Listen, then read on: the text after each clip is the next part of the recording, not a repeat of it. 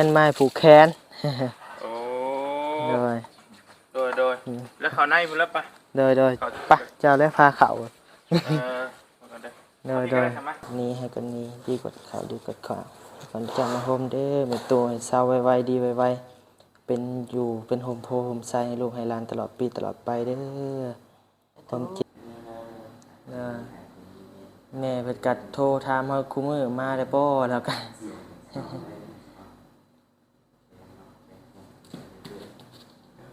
ถ้าไม่อยากทำไรเลย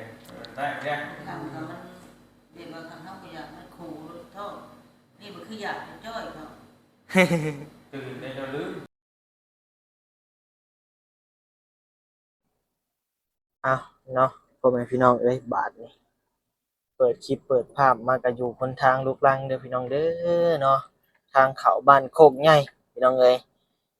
เดินทางมากับบ่าวเมฆ2คนนะพี่น้องเนาะโดยสวัสดีเด้อโดยช่วงนี้ก็อยากเห็นบ่าวนิวกับไอ้เมฆอยู่นำกันดุแน่พี่น้องเอ้ยแต่ก็บ่ได้ถ่ายลงคลิป ไปนำกันเนาะมาเยี่ยมมายามทางแม่ตู้แม่เตียงเนาะก็มานำกันดุอยู่พี่น้องเอ้ยช่วงนี้โดย อยู่ใกล้กันเนาะ โดยอยู่ซิโนใกล้กันพี่น้องเอ้ยห้องไอ้เมฆกับเพื่อนบ่นิวก็ห่างกันประมาณ2กิโลเนาะแต่มันก็ค่อนข้างดีก็เว้าอยู่ใกล้กันนั่นแหละพี่น้องเอ้ย ก็เลยเข้ามาเยี่ยมมายามแม่ตู้ก็มานำกันไปนำกันพี่น้องเอ้ยแต่ว่าบ่นิวบ่ได้ถ่ายคลิปให้เบิ่งที่ผ่านมาเนาะแต่มื้อนี้อึ๊บอ่าให้เมฆจำให้หน่อยแต่มื้อนี้มีผู้มีผู้ใหญ่เนาะพี่น้องเอ้ยเป็นแม่ฮักบ่นิวนี่แหละเนาะเพิ่นก็ให้บ่นิวเข้ามาผูกข้อต่อแขนแม่ตู้แม่เตียงนั่นเองพี่น้องเอ้ยเนาะผูกรับขวัญเราเนาะคือว่าให้เราอยู่ดีมีแรงนั่นแหละพี่น้องเอ้ยเนาะแม่เพิ่นก็ให้ผูก500บาทเนาะบ่นิวก็มีโอกาสได้เข้ามาก็สิผูกให้แม่เพิ่นเบิ่งเลยเนาะแต่ก็บ่นิวก็ยังบ่ได้ผูกดอกพี่น้องเอ้ยบ่นิวก็ได้ บ่นิวบ่เมฆเนาะก็ยังบ่เคยผูกให้แม่ตู้เพิ่นจักเทื่อแต่ก็สิมาผูกเลยในมื้อนี้เนาะพี่น้องเนาะเพิ่นโดยกลางเว้นช่วงเที่ยงๆเนาะฝนกับพายุเข้าเด้อพี่น้องเด้อบ่ได้เห็นบ่นิวลงคลิปเมื่อวานนี้ก็ได้ประเทศลาวเฮาถูกพายุถล่มลิ้นเมิดมื้อเมิดคืนพี่น้องเอ้ยหนทางนี่ก็คืออุกกาบาตนี่แหละพี่น้องเอ้ย บ่ต่างหยังกันเนาะ ทางเขาบันโคกพี่น้องเอ้ยเนาะอ้าวพุ่นแหละพี่น้องเอ้ยมีแต่ไปพบไปพ้อกันอยู่เรือนในเตียงเลยเด้อพี่น้องเอ้ยเนาะโดยพี่น้องเอ้ยอันนี้ฮอดจุดพีคเลยเด้อพี่น้องเอ้ยเป็นจังไดรถบ่นี้สิรอดหรือบ่หรือสิร่วงเนาะ ต่อไปทางไหนเด้บาดนี่แหละพี่น้องเอ้ยโอ้กลัวมืดนะเฮามาอีกหน่อยเมฆอื้อฝนมันมาแรงเด้อคืนนี้ลองเบิ่งพี่น้องเอ้ย ชึบชึบชึบใจไม่ถึงอย่าไปรถเตี้ยซ้ำต่ออันนี้ยังบ่ปานใดพี่น้องเอ้ยตอนหน้านี่แหละพี่น้องเอ้ยมันอยากหนักหน่วงอยู่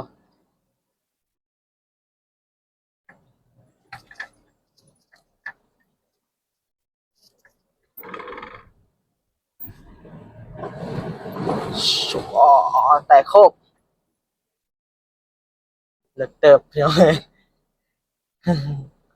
ต่อ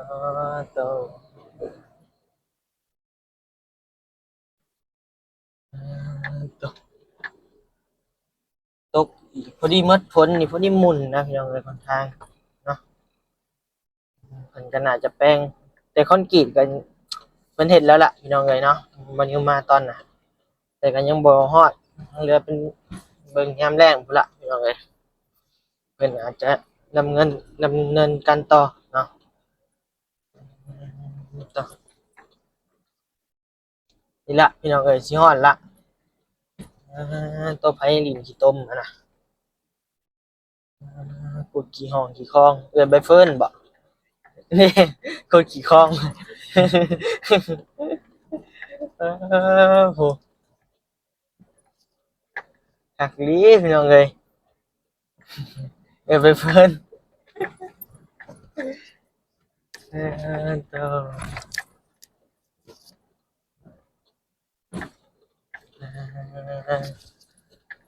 น้ำมันอั่งแห้งพี่น้องเอ้ยเนาะจึบจึบ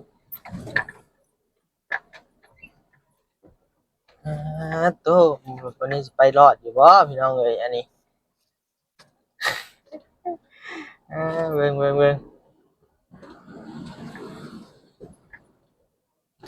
ซึบเรียบร้อยพี่น้องเอ้ยเนาะโตทางเอ้ยเพิ่นกำลังปิ้งน้ำออกเนาะ แบ่งทาง แปลงทางอยู่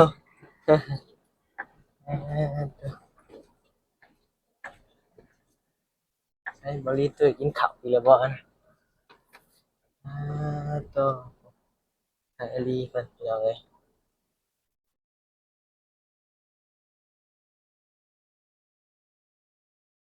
อ่ะเดี๋ยวลงไปลุมก่อนพี่น้องเอ้ยจอดรถจอดล่างก่อนเด้อเนาะพี่น้องเอ้ยฮอดเรียบร้อยโตย่างหาลูกพี่ก่อนพี่น้องเอ้ยล้างรถบ่ข้างเข้าบ้านก็บ่ เป็นได้ไหม ฝนตกบ่คืนนี้โดยสวัสดีเด้อโดย ลิ้นมันขึ้นบ่ขึ้นนี่แก แม่นแหละมืดคืนอยู่พุ่นก็ได้ ถ้าเกิดมาได้ มาแต่บ้านพุ่นละ อืม มาเยี่ยมเป็นตู้เพิ่นมาผูกคอตอแขนทางผู้ใหญ่เพิ่นฝากเงินมาให้ผูกแขน โอ้ โดย โดยแล้วเขาในพุ่นแล้วปะ โดยไปเจ้าแล้วพาเขา มากันเด้อ โดย ทำไมเกือบเปิดแล้ว โอ้หาได้ตื่นบ่ลูกพี่สบายดี คุยนอนอยู่ให้เตียงขาเด้อ โดย ไอ้ไปเวียกก่อน ออกแล้วบ่ ไปเวียกถ้านอกไปเวียกนั่นนี่ โอ้โดย สวัสดีเด้อเตียง โดย มา เป็นจังไดล่ะ สบายดีเด้อแม่ตู้พ่อตู้ โดยเจ้ากับผูกคือกัน เดี๋ยวให้จับให้ มาผูกแขนเด้โทรมาผูกแขนแม่ตู้ใช่มีผายอยู่บ่ไอ้เตียง เอาไปเก็บเข่าไข่มีบ่ไข่ต้ม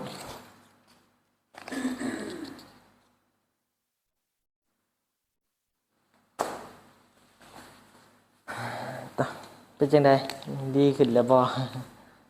ใครจะอยู่ ไข่อยู่นิดหน่อย เราก็อยากข่าวอยากนอนอยู่ โดย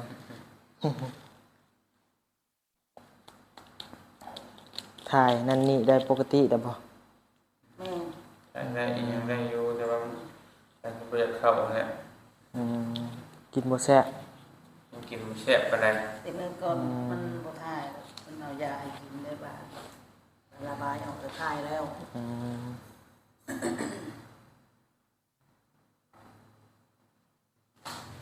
เป็นบ่อยากปานใดเข้า เป็นไข้ไปเจ็บเนาะ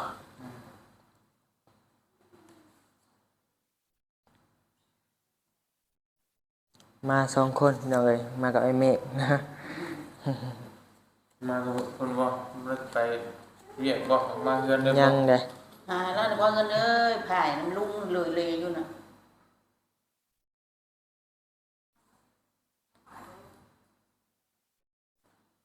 ฉันน่ะก็ได้ยังเอาไข่มาอยู่ ยังไข่บ่ อ่ะ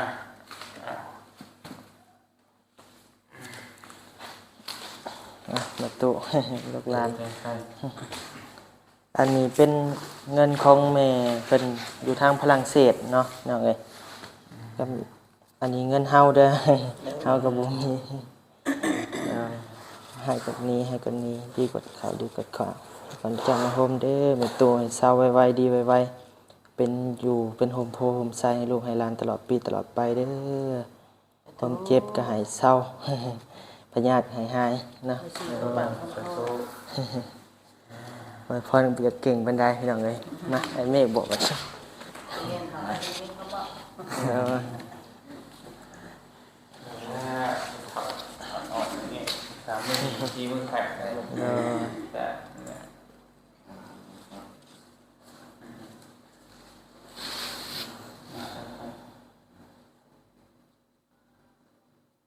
ตู้โทรมาถามมันอะไรเออแม่เพิ่นกัดโทรถามเฮาคุมื้อมาได้บ่แล้วกัน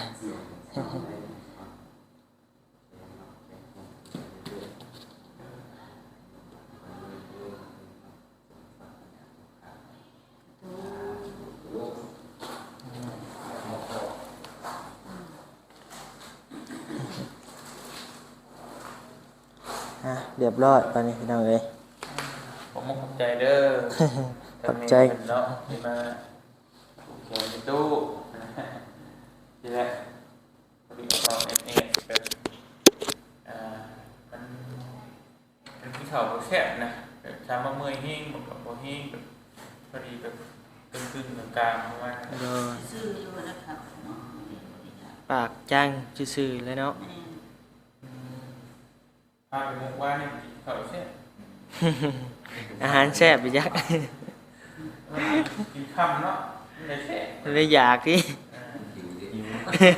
ฉันไม่อยากปันใดเนี่ยได้เนี่ย ทำกับมันเรียนมาทำเท่าก็อยากมันขู่โทษ